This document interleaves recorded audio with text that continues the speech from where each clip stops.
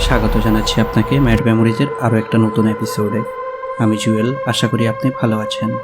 আজকের ঘটনাটা যিনি আমাদের সাথে শেয়ার করলেন, ওনার নাম জাকারিয়া, বাড়ি সিলেট। ঘটনার সময় 2022 সালের নভেম্বরের 25 তারিখ।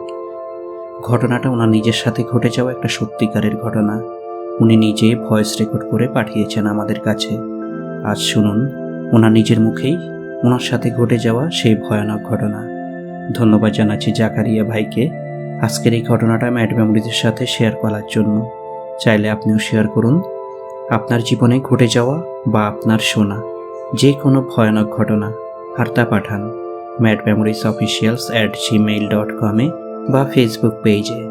আর শুনুন নতুন নতুন ঘটনা প্রতি শুক্রবার ঠিক রাত 9টায়। চ্যানেলটি যদি আপনার ভালো লাগে লাইক, কমেন্ট, শেয়ার আর সাবস্ক্রাইব করে পাশে থাকুন। তাহলে চলুন জাকারিয়া ভাইয়ের নিজের ঘটনা নিজের মুখেই শোনা যাক। আসসালামু আলাইকুম। আশা করি সকলেই ভালো আছেন। আল্লাহ তাআলার অশেষ রহমত আমিও ভালো আছি। তো ম্যাড মেমোরিজকে শুরুতেই জানাই ধন্যবাদ আমাকে যথেষ্ট সময় দেওয়ার জন্য এবং ঘটনাটি বিষয়ে আমাকে কিভাবে পাঠানো হবে সেই বিষয়টি জানিয়ে দেওয়ার জন্য ম্যাড মেমোরিজকে অসংখ্য ধন্যবাদ। অনেক দিন ধরে আমি চিন্তা ভাবনা করছি যে ম্যাড মেমোরিজে আমি একটি ঘটনা শেয়ার করব, আমার জীবনের একটি ঘটনা, কিন্তু আমি কিভাবে শেয়ার করবো সেটি বুঝতে পারিনি। আমি ইউটিউবে ম্যাড মেমোরিজের প্রতিটি ঘটনা এবং প্রতিটি এপিসোড আমি শুনি। তো আমি অনেক দিন চেষ্টা করার পর আজকে আমি ম্যাড মেমোরিজের ঘটনাটি শেয়ার করব এবং এটি আমার জীবনে ঘটা একটি ঘটনা। তো আর বেশি কথা না বলে আমরা সরাসরি ঘটনায় চলে যাই। ঘটনাটি ঘটে আমার সাথে এবং আমার তখন আজ থেকে প্রায় 2 বছর আগে, এবং ঘটনাটি সময় আমি ক্লাস 7-এ পড়াশোনা করতাম। আর ঘটনার সময় তখন ছিল মূলত ফুটবল বিশ্বকাপ। 2022 সালের নভেম্বরের 25 তারিখ আমার সাথে ঘটনাটি ঘটে, প্রথম যে ঘটনা। তো 2022 সালের নভেম্বরের 25 তারিখ মূলত ফুটবল বিশ্বকাপ তখন চলছিল এবং সেই দিন 25 তারিখে ব্রাজিল বনাম সার্বিয়ার একটি ফুটবল ম্যাচ ছিল। আমি আর আমার কয়েকজন বন্ধু, আমার যে ফ্রেন্ড, আমরা চিন্তা ভাবনা করলাম যে আমরা সবাই একসাথে বসে আমরা ব্রাজিলের ম্যাচটি আমরা একসাথে বসে সবাই উপভোগ করব। তো সেই ম্যাচটি অনুষ্ঠিত হয়েছিল রাত 2 ঘটিকার সময়, বাংলাদেশ সময়। তো যেহেতু একসাথে বসে খেলা দেখাবো, তাহলে আমরা একটি বাসায় যাই, আমার এক ফ্রেন্ডের বাসায় যাই এবং সেখানে গিয়ে আমরা সবাই মিলে একসাথে খেলা দেখার পরিকল্পনা করি।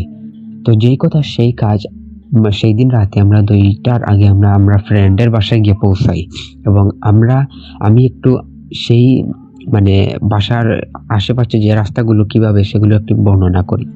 যেমন আমার ফ্রেন্ডের বাসা থেকে একটু বেরিয়ে উঠানের বাম পাশ দিয়ে সরাসরি রাস্তাটি গিয়েছে এবং রাস্তার ডান পাশের মধ্যে ছোট যে মাজার অথবা মুকাম দেখবেন আপনারা, গ্রাম অঞ্চলে মাজার অথবা মুকামের মতো জায়গা ছোট মোটো এগুলো থাকে এবং ডান পাশে অনেক গাছগাছালি এবং সোজা রোড, রাস্তাটি গিয়েছে সোজা একদম।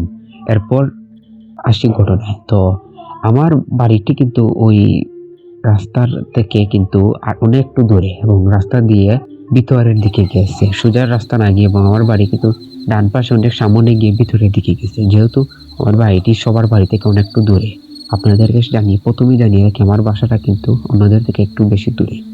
তো আমি যেহেতু ওই দিন আমার একা আসতে হচ্ছিল, যেহেতু আমার বাসাটা দূরে, তো আমি সবার সাথে আসার সময় কোনো সমস্যা হয়নি, খেলা দেখি এবং সেই অবস্থায় সেই ম্যাচে ব্রাজিল প্রথমেই 2-0 গোলে সার্বিয়াকে হারিয়ে ম্যাচ জিতে। তো আমরা অনেক খুশি ছিলাম, যেহেতু ব্রাজিল ম্যাচ জিতছে, ওয়ার্ল্ড কাপের প্রথম ম্যাচ 2022 সালে, এটাই তো প্রথম ম্যাচ, যেহেতু জিতছে আমরা একটু খুশি। তো সবাই গল্প গুজব করছিল এবং আমি যখন বাসা থেকে যাই সেই জায়গায়, আমি বাসায় বলে গিয়েছিলাম যে আমি খুব তাড়াতাড়ি চলে আসবো, এত রাতে আমি অন্যর বাসায় গিয়েছি। তো বাসায় বলছে যে তাড়াতাড়ি চলে আসতে, না হয় সবাই টেনশন করবে, আমাকে নিয়ে চিন্তা করবে। এজন্য যেহেতু চিন্তা করবে আমাকে নিয়ে, তাই আমি ভাবলাম আমি সেখান থেকে মূলত একটু যত দ্রুত সম্ভব বাসায় ফিরি। আমি ওদেরকে বললাম যে তোরা যাবি নাকি? আমার ফ্রেন্ডরা বললো যে না, তারা একটু পরে যাবে। তাহলে ভাবলাম তাহলে আমি চলে যাই, আমার যেহেতু চিন্তা করবে বাসায় নিয়ে। আমি ওদেরকে বললাম তাহলে তোরা পরে আসিস, আমি চলে যাই। আমিও ওই জায়গা থেকে মূলত মোবাইলে ফ্ল্যাশ থাকে না, যে টর্চ লাইট, সেটি জ্বালিয়ে আমি ওই যে উঠানোর পাশে দিয়ে বাম দিকে রাস্তা, ওই দিকে আমি হাঁটতে হাঁটতে যখন আমি ওই যে রাস্তার পাশে যে মানে ডান দিকে যে মুকামের মতো যে জায়গা, সেখানে আমি একটু কাছাকাছি আসার পর আমার মানে পিছন থেকে আমাকে কে জানি পাথরের মতো একটা জিনিস নিয়ে ডিল ছুঁড়ে মারে আমার দিকে। মানে আমরা ডিল যে ছুরি এরকম আমার পিছন থেকে কে জানি পাথর ছুঁড়ে মারে। তো আমি প্রথমে তেমন একটা গুরুত্ব দিলাম না, হয়তো আমার সাথে কেউ ফাইজলামি করছে, আমি তেমন একটা গুরুত্ব না দিয়ে আমি আবার হাঁটতে শুরু করি। যখন দুপা আগাই তখন আবার পিছন থেকে কে জানি পাথর একটি নিয়ে আবার আমাকে ডিল মানে আমার পিছন থেকে পাথর মারে। আমি তখন একটু বিরক্ত বোধ করি যে এত রাতে কে আমার সাথে ফাইজলামি করছে, নাকি মানে সিরিয়াসলি কেউ কিছু করতে চাচ্ছে। তো আমি চারদিকে ফ্ল্যাশ মারলাম আর বললাম কে ওখানে। এরপর মানে আবার কে জানি পিছন থেকে আবার পাথর মারলো।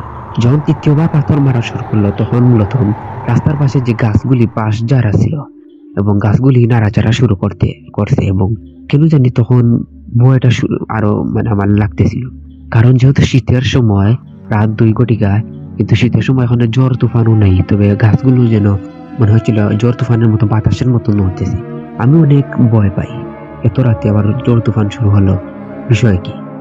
আমি বাম নাকি আমি আবার হাঁটতে শুরু করি। যখন আমি ওই যে মুকামের মতো জায়গায় একদম ঠিক মাঝখানে পৌঁছাই, তখন দেখলাম যে রাস্তার পাশের মধ্যে লম্বা আকৃতির সাদা পোশাক পরে 2 পা দিয়ে কে জানি দাঁড়িয়ে আছে এবং গুনগুন একটা শব্দ করছে। ওর মুখ থেকে একটি গুঙ্গানির মতো, যখন আমরা ঘুমাই দেখবেন কিছু মানুষের মধ্যে একটি শব্দ করে না ঘুমের মধ্যে, এরকম একটি শব্দ হচ্ছে, অনেক জোরে শব্দ করছে।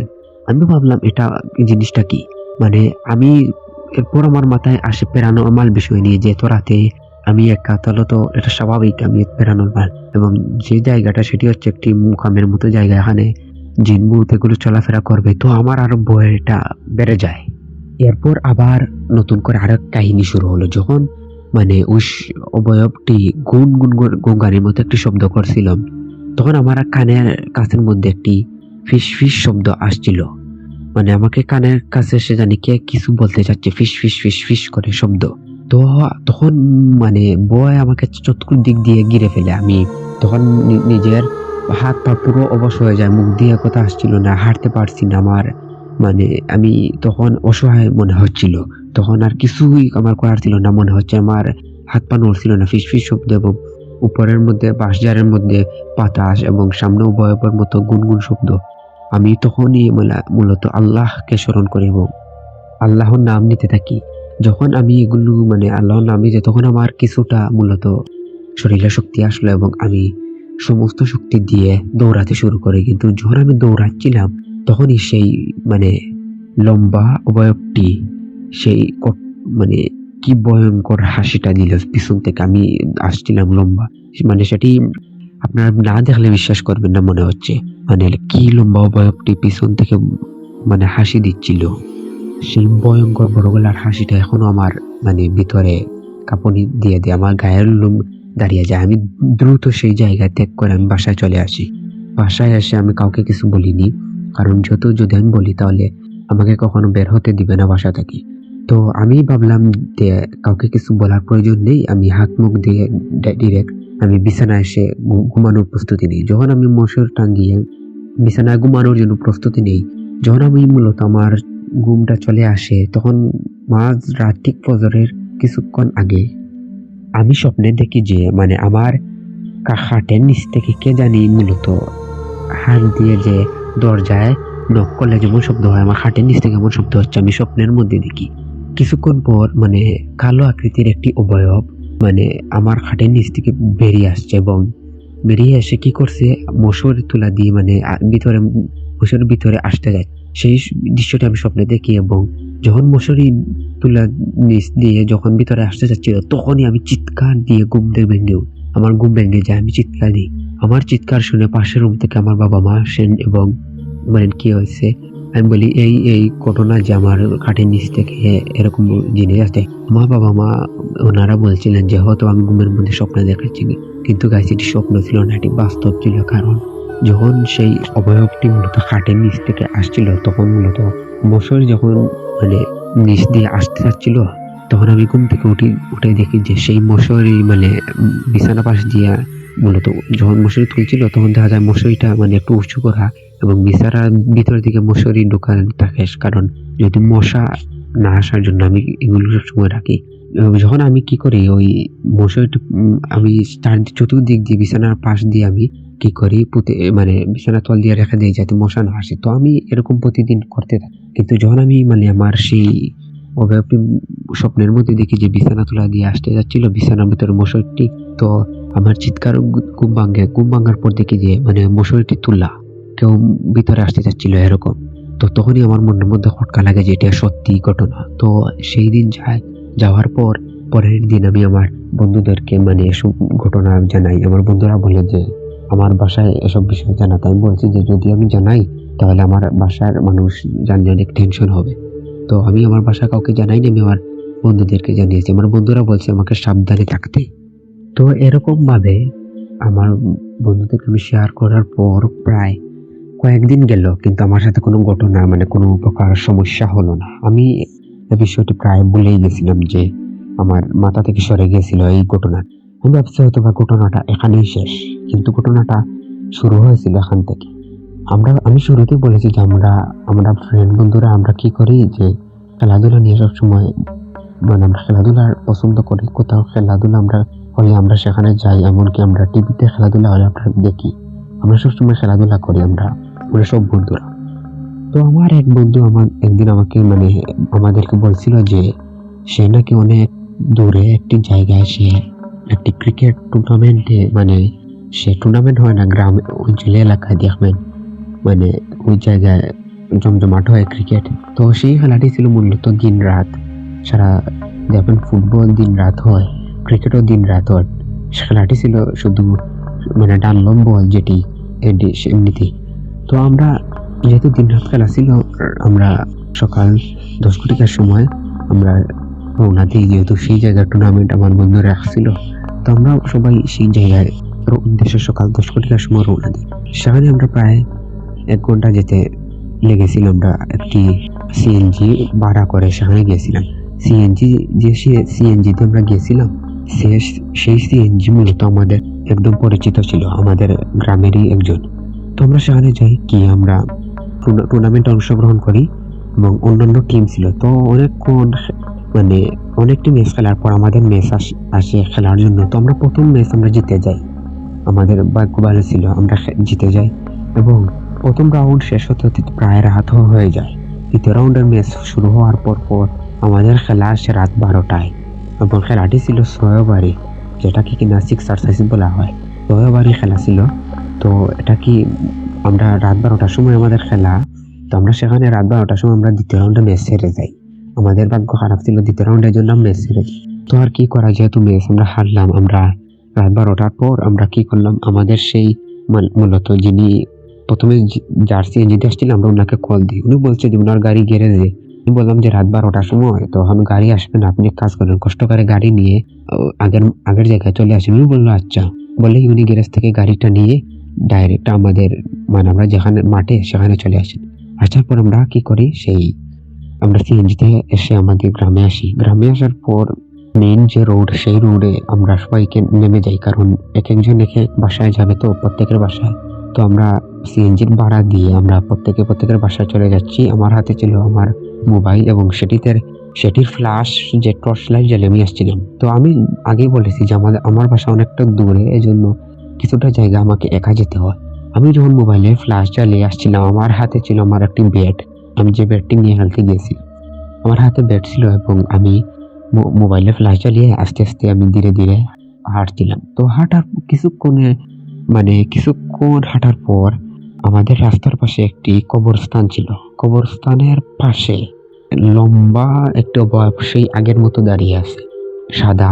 আমি ভাবছি হয়তো বা কারেন্টের খাম্বা, বা পরে দেখা যায় মানে তার 2টি পা আছে। আমি ভাবলাম তো কারেন্টের খাম্বার কখনো পা থাকে না। এরপর যখন আমি আস্তে আস্তে সেই অবয়বটির পাশে বলতে যখন একটু কাছে আসি, দেখি যে সেটি মূলত অনেক লম্বা হয়ে গেছে এবং দূর থেকে যতটা মনে হচ্ছিল ততটা নয়। এরপর আমি কি করি, ভাবলাম যে প্যারানর্মাল ঘটনা যে আগেরটা সেটি আমার মাথায় আছে। যখন আমি খেলা দেখে আসছিলাম ব্রাজিলের। তো আমার সেই ঘটনাটি আমার মাথায় আসে, আমি ভাবলাম হয়তো বা এটাই আমার শেষ রাত। এবং কি হয়, ঠিক তখনই আমি মূলত আমার পিছন থেকে সেই ফিসফিস শব্দটা, আগে যে ফিসফিস শব্দ হচ্ছিল, তো সেই শব্দটা হচ্ছিল মনের মধ্যে আরম্ভ হয়, এটা মানে আমার ভিতরে চলে আসে। এবং কি হয় তখন, মূলত সেই অবয়বটির আগে যে গুঙ্গানো শব্দটি সেটি আবার হয়, এবং তখন মূলত সেই গুঙ্গানি শব্দটি অনেক পরিমাণে ভয়ঙ্কর ছিল। এবং ঠিক তখন অবয়বটি হাসি দিয়ে ওঠে, মূলত যে ভয়ঙ্কর বাড়ি কণ্ঠে যে হাসিটা সেটি দিয়ে। এবং আমার মনের মধ্যে আর বইটি বেড়ে যায়। আর চারদিকে মনে হচ্ছিল তুফান শুরু হয়ে গিয়েছে, শীতের রাত, আমি একা দাঁড়িয়ে আছি, আশেপাশে কেউ নেই, এর মধ্যে আমি অসহায়, আর হাত পা পুরো মূলত অবশ হয়ে গিয়েছে। এবং যখন আমি ভাবলাম যে আর ডান বাম না তাকিয়ে ডিরেক্ট আমি আমার বাসায় চলে যাব, ঠিক তখনই মূলত আমার হাতে যে ক্রিকেট ব্যাটটি ছিল সেটি মূলত কে যেন পিছন দিক থেকে এসে টান দেওয়ার সাথে সাথে কি হয়, সেই ব্যাটটি গিয়ে ডিরেক্ট যে রাস্তার পাশে যে জমিন থাকে না, জমিনে গিয়ে পড়ে ব্যাটটি। এবং আমার টানের সাথে সাথে আমিও গিয়ে ছিটকে পড়ি রাস্তার এক পাশে। আমার মানে যে পরিমাণ টান দিছে পিছন থেকে, আমার হাত মূলত যে অনেক কিছু কিছু জায়গায় আমার রক্ত বের হয়ে যায়। তো সেখান থেকে আমি আল্লাহর নাম নিয়ে অবয়বটির পাশ কাটিয়ে আমি চলে আসছিলাম, এবং পিছন থেকে সেই হাসিটা আমি এক দৌড় দিয়ে আমি বাসায় চলে আসি। এবং আমার বাসায় এসে আমি আমার বাবা মাকে সেই ঘটনাটি পুরো জানাই। আমার বাবা মা বলেছে যে প্রথম যেদিন ঘটনা হওয়ার পর আমাকে মানে ওনাদেরকে জানানো উচিত ছিল, তাহলে হয়তো বা কিছু একটা করতেন। এখন যেহেতু আল্লাহর নাম দিয়ে আমি বেঁচে ফিরেছি, তো পরের দিন আমাদের বাসায় একজন হুজুর আনা হয়, এবং সাথে আমার বন্ধুরা ছিল। আমার হুজুর বাসায় আসার পর আমাকে মানে বললেন, আমি হুজুরকে সম্পূর্ণ ঘটনা খুলে বলি। তো হুজুর বলছেন যে ওই দিন আমার একা আসা ঠিক হয় নাই। আমি যখন আসছিলাম ওখানে কিছু মানে ওই যে মোকামের মধ্যে যে জিনগুলি থাকে ওগুলো আমার সাথে মজা নিয়েছে। জিনটা দুষ্টুমি করতে অনেক পছন্দ করে, এজন্য আমাকে একা পেয়ে ওরা আমাকে ডিল ছুঁড়ে মারছে, আমার কানে ফিস ফিস শব্দ করছে। তো এজন্যই ওরা আমাকে মজা পেয়েছে, এবং যখন আমাকে একা পায় তখনই এরকম মজা নেবে। তো হুজুর আমাকে বললেন যে রাতে কখনো একা বের না হতে, আর রাতে একা না ঘুমাতে। এবং হুজুরের কথা মতো আমি একা বের হই না, আর আমার পাশে আমার বাবা ঘুমায়। তো এরকম ভাবে হুজুর আমাকে পানি পড়ার পর মানে কিছু ফু দেন, এবং কিছু সূরা কেরাত পড়েন, এবং একটি তাবিজ বেঁধে দেন, আর বলছেন 6 মাস এই তাবিজ আমি যেন হাত থেকে না খুলি। এরপর আর কি হুজুর আমাকে এসব দিয়ে চলে যান, এবং আমি হুজুরের কথা মতো সবসময় চলি।